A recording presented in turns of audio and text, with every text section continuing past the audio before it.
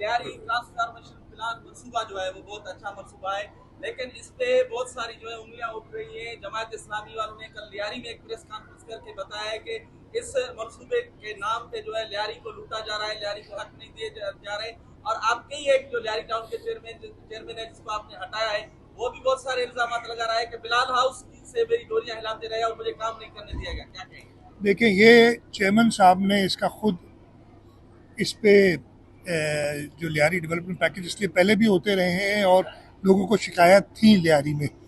इस दफ़े चेयरमैन साहब ने खुद उसको देखा है और उन्होंने ख़ास तौर पे चीफ सेक्रेटरी की ड्यूटी लगाई है और चीफ सेक्रेटरी की सरबराही में नेस्पाक के साथ मिल के पूरा प्लान बनाया है।